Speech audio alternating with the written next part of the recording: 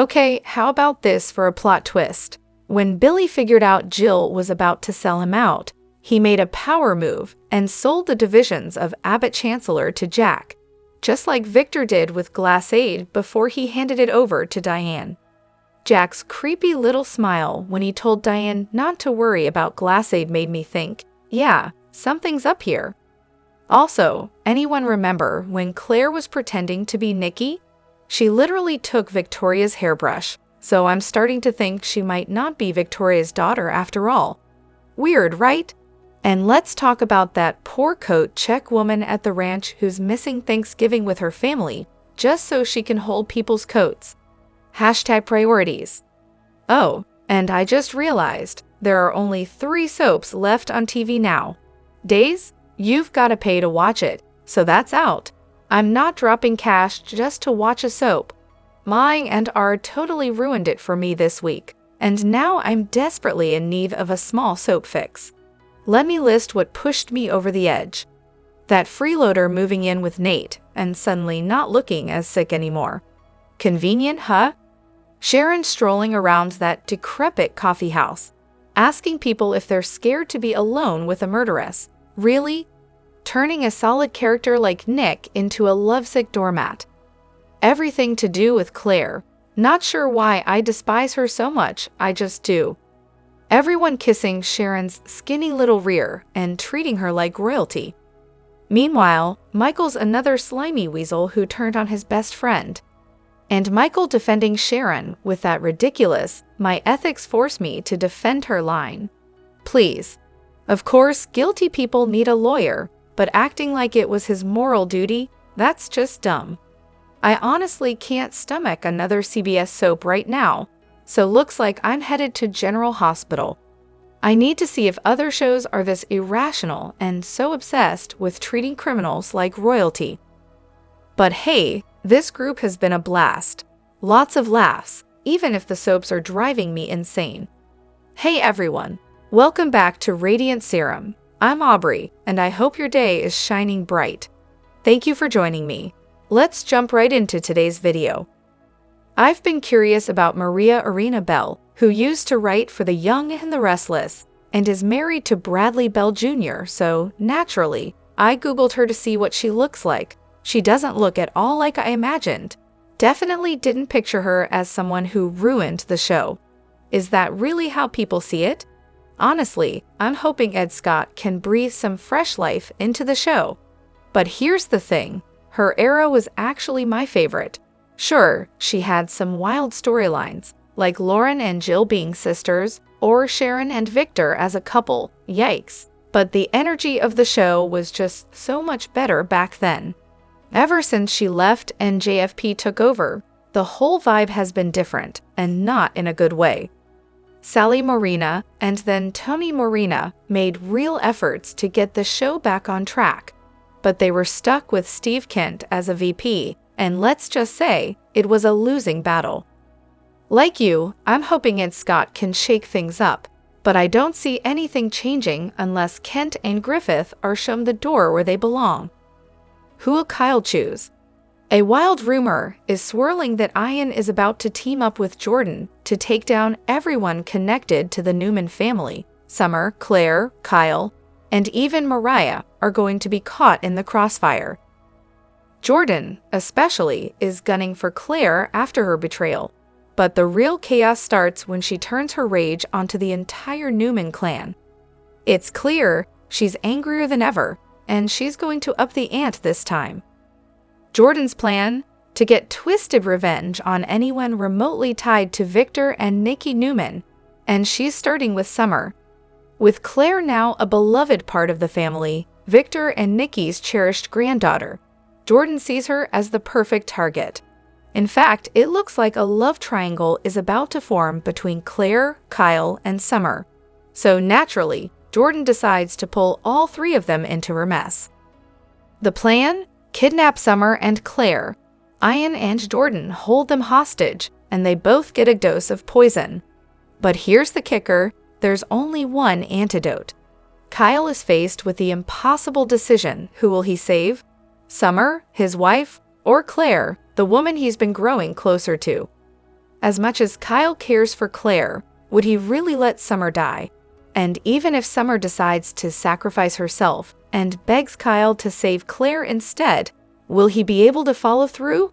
It's a heart-wrenching dilemma. I'm really hoping it's not Claire who ends up paying the price, but with these writers, who knows? If it is her, though, it would be poetic justice for Jordan. In a cruel twist, she could end up killing the person she actually loves in all of this, Claire, because, deep down, I think Jordan's feelings for her are more complicated than she lets on. Was Nick always this selfish, or is this a recent development? I've noticed a big shift in Nick since last year when he was with Sally. He's become increasingly selfish, especially towards Summer. I mean, what kind of father sleeps with the woman who drove his daughter out of town? He was the last to know about Phyllis's condition because Summer felt like she couldn't turn to him. He was more concerned with hurting Adam and protecting Sally than being there for his own daughter. And now, in this latest storyline, he's fully on Sharon's side, even when Sharon admits she wanted to kill Summer's mother. Nick hasn't supported Summer through this ordeal, nor has he even called her to reassure her. And now he wants to drag Chance into the mix to save Sharon, knowing full well that it will only push Summer further away from him. So I'm wondering, has Nick always been this way? Well, I guess this is what happens when you sleep with multiple women and have kids with all of them. Faith is his daughter, too. But while her mother was spiraling, Nick was busy pulling Phyllis out of a burning car and then comforting her in the hospital. Maybe this is why the old-fashioned nuclear family, one mom, one dad, has its benefits, especially when it comes to simplifying decisions in a crisis. Honestly, this is Nick. Years ago, when his daughter Cassie died, he ran straight to Phyllis, abandoning Sharon and Noah, leaving Sharon to deal with it all on her own. His excuse? Phyllis saved me. Not once did he mention his wife Sharon or his son. So honestly, anything Nick does at this point is totally in character. When Sharon was first diagnosed with bipolar disorder, he saw nothing wrong with her behavior. This time, he's defending her again. It's all just a pattern. It honestly feels like the writers just aren't invested in Nate and Audra. I think Nate and Audra actually make a great couple. They're believable together, unlike when Audra was paired with Kyle, who totally lacked any swagger, or when they tried to make her Noah's girlfriend while they were living in London, which never felt right. Nate and Audra have a strong chemistry. They're both ambitious and driven, and they never hesitate to go after what they want. Plus, let's not ignore the fact that they're both drop-dead gorgeous. It's a solid match, and I'd love to see more of them. On the other hand, I'd also be curious to see Nate with Sally. I think they'd be a fun couple with great potential. But Billy and Sally? Hard pass. They'd be better off as friends, because that romantic pairing does nothing for me. Is anyone else totally turned off by the writing lately? I've been watching My and R for years, back when it was all about the epic Abbott versus Newman rivalry. That was the heart of the show. But when did it turn into just Victor and Nikki all the time? I miss when Jill was this fierce, no-nonsense character who made you actually fear her. Now, she's handing over her business and letting Billy win. What happened to the old Jill? And don't even get me started on Kyle and Claire becoming the super couple. When did that happen? Just because things fell flat with Summer and Kyle doesn't mean we need to switch gears and make it all about two girls fighting over a man. Why not have Kyle fight for Summer, maybe with Chance even? Why does Claire have to be the perfect good girl now? I love Claire, but I don't see her with Kyle. Speaking of couples, I miss Chelsea and Billy. They balanced each other out. Adam and Sally had good chemistry too. I really liked Lily and Daniel together. They were a perfect match. I never bought Daniel and Heather though. To me, Heather always worked better with Ronan. Now Nate and Audra, I'm all in on that couple. They've got something real.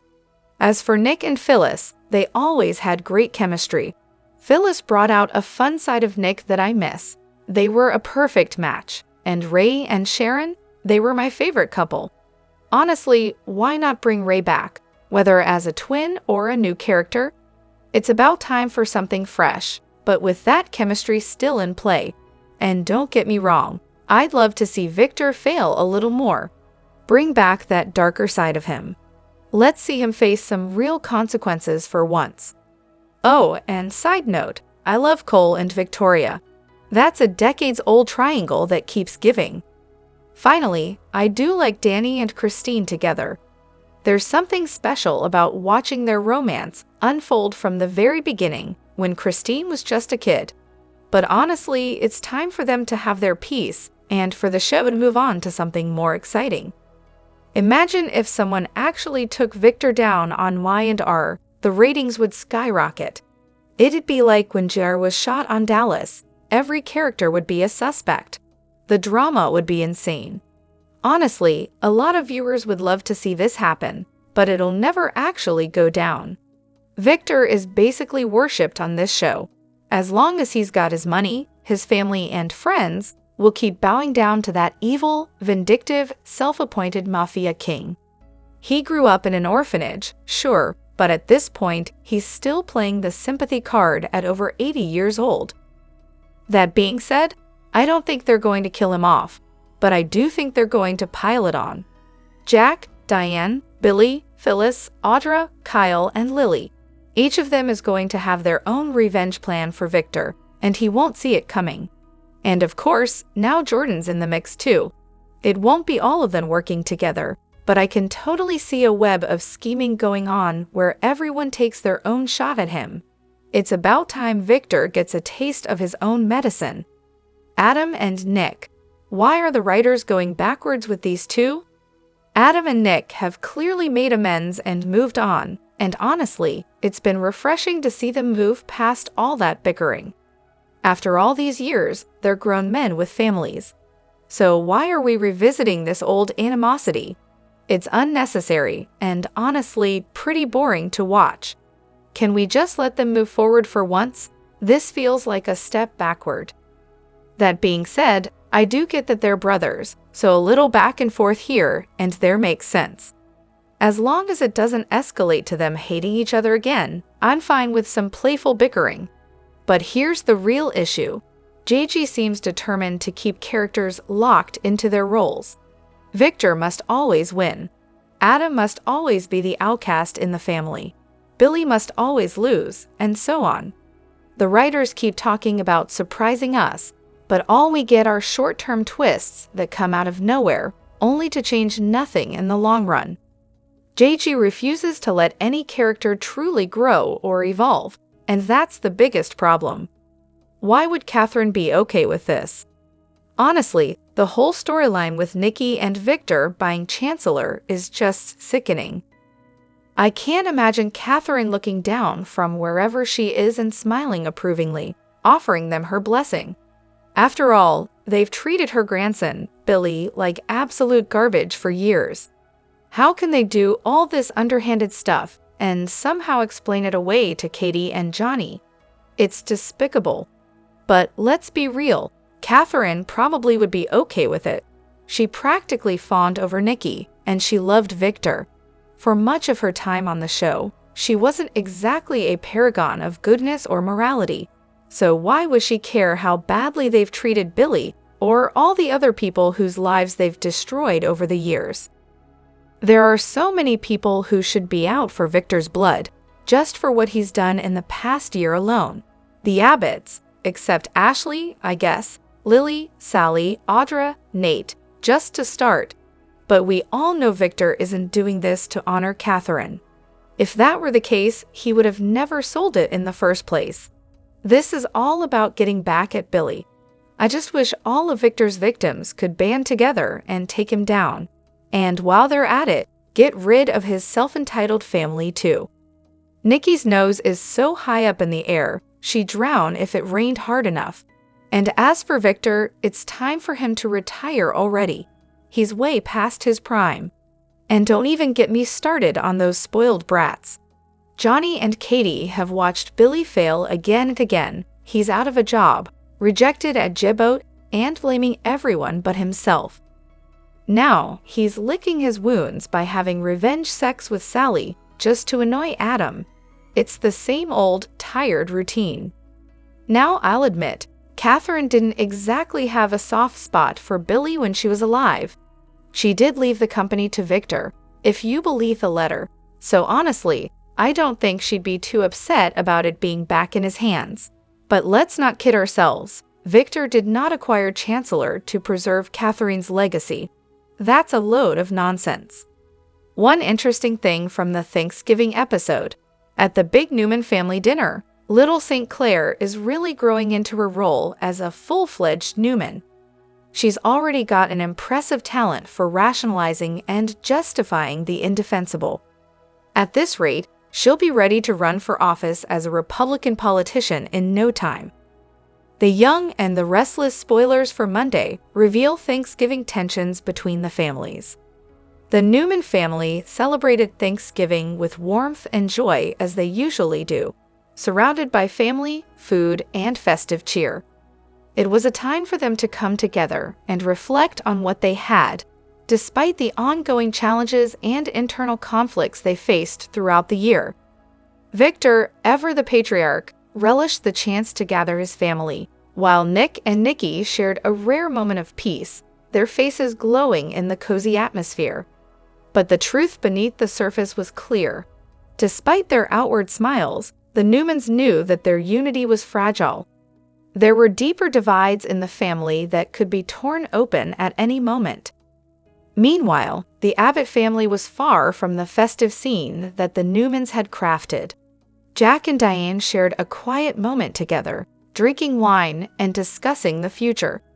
Their conversation wasn't just about the business or the family drama, it was about seeking peace amidst chaos. The Abbott family had been embroiled in endless power struggles, with Kyle and Jack at odds over leadership positions, and Ashley challenging their decisions. The idea of a harmonious Thanksgiving dinner felt almost impossible under the circumstances. For Jack and Diane, this moment of calm, just the two of them, was a rare gift. But even in their quiet moments, there was the underlying tension of what lay ahead. Meanwhile, Sharon was feeling the pressure from both Summer and Phyllis. The two women, both fiercely protective of their families, had their own reasons for doubting Sharon. They had been questioning her about the events surrounding Heather's death, and Sharon could feel the weight of their suspicions bearing down on her. Always trying to be the peacekeeper, Sharon finally lost her patience. She told them in no uncertain terms, "I didn't kill Heather, and I didn't cause the accident. I don't know who did, but there's someone pulling the strings behind all of this." Her words hung heavy in the air. Sharon had always been someone who tried to maintain harmony, but the more she got pulled into this mess, the more she realized she was part of something far larger than she had imagined. Summer and Phyllis exchanged glances. They both knew Sharon was hiding something, but her insistence that she wasn't responsible only added fuel to their suspicions. There was one thing they both agreed on. There was someone behind all of this, orchestrating everything like a master puppeteer. But who? Over at Chancellor Communications, Billy was growing increasingly restless. His relationship with Sally was beginning to feel like a cage, and the weight of his personal doubts was starting to seep into his professional life as well. Sally, ever optimistic, had no idea how serious things had gotten. She was still in love with him, but Billy couldn't deny the gnawing feeling that something was off. Billy's internal conflict wasn't just about his relationship with Sally.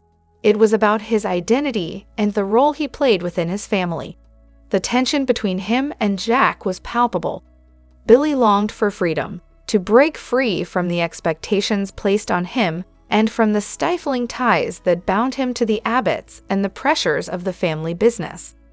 The question now was whether he could live up to his own desire and escape the life he had built, or if he would remain locked in a relationship and a business deal that were no longer fulfilling. But there was something more that Billy wasn't being entirely open about. He and Phyllis had begun to rekindle an old bond. They were scheming, but what exactly were they plotting?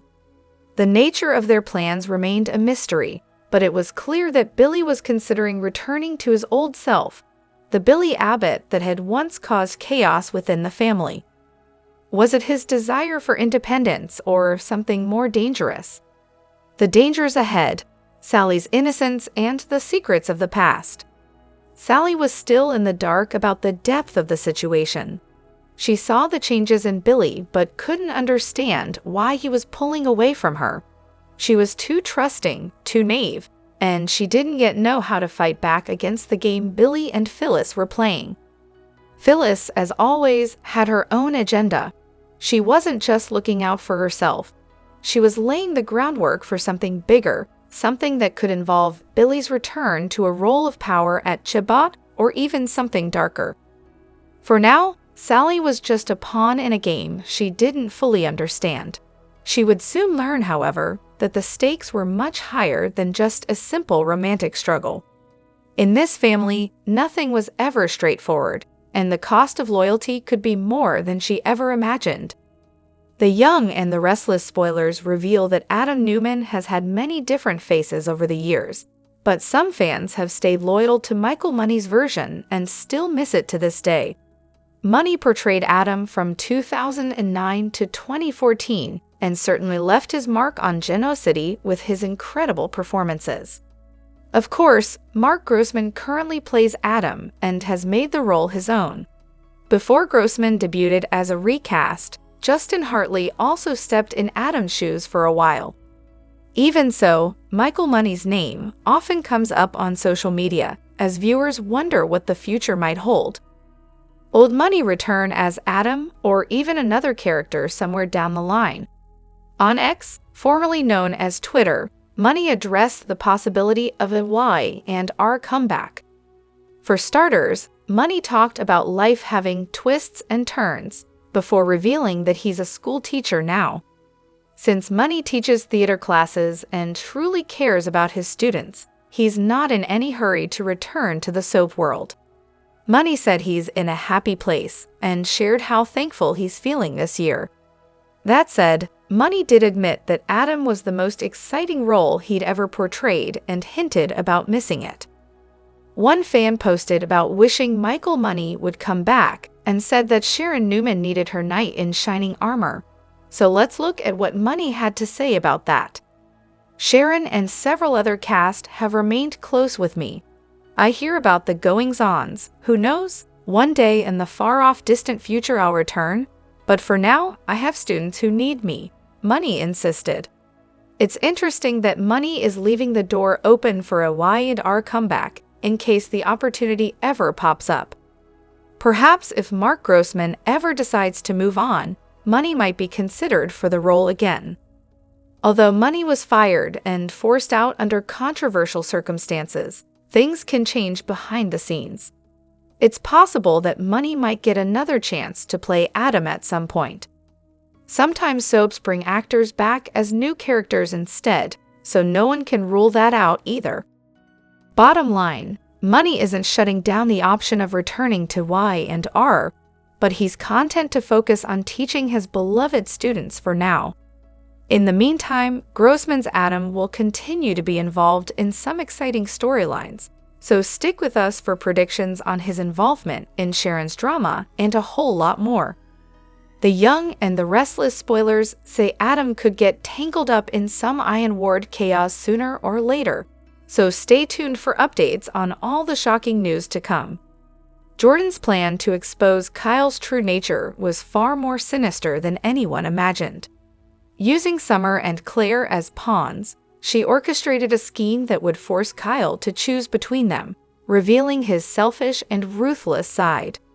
Jordan's calculated manipulation reached its climax when she kidnapped both women, setting the stage for Kyle to make an impossible decision: save one of them or prioritize his own survival. However, Kyle's response shocked everyone. Instead of showing remorse or love, he coldly declared he didn't care for either woman, dismissing them as tools for his pride. This betrayal shattered Claire and Summer, leaving them emotionally devastated. Kyle's true colors, selfish and cowardly, were laid bare. He fled the scene, too terrified to face the consequences of his actions, abandoning both women to pick up the pieces of their broken trust. For Claire, this moment marked a turning point. The betrayal awakened something dark within her, a hardened, determined side that no longer believed in love or vulnerability. Jordan, always one step ahead, seized this opportunity to reshape Claire into someone fueled by pain and ambition. No longer the naive woman who believed in fairy tale endings, Claire embraced her transformation. She shifted her focus to career, power, and revenge, leaving her past with Kyle behind. The love triangle that once defined her life was now dead, and in its place emerged a stronger, more ruthless version of herself. Meanwhile, Summer was left grappling with her own heartbreak, but Claire's journey had only begun. Aligning with Jordan's ambitions, she set her sights on reclaiming control over her destiny. The betrayal, while devastating, had carved a new path for Claire, one where she would no longer be a victim but a force to be reckoned with. As Summer and Claire rebuild their lives, Kyle's cowardice leaves lasting scars, and Jordan celebrates the creation of a new ally in Claire. The future is uncertain, but one thing is clear: Claire is no longer the woman Kyle or anyone else can manipulate. Drop your thoughts in the comment section below. Do you agree or disagree? Don't forget to like, subscribe, and hit the notification bell for more updates. Your opinions matter, and I will see you in the next video. Thank you.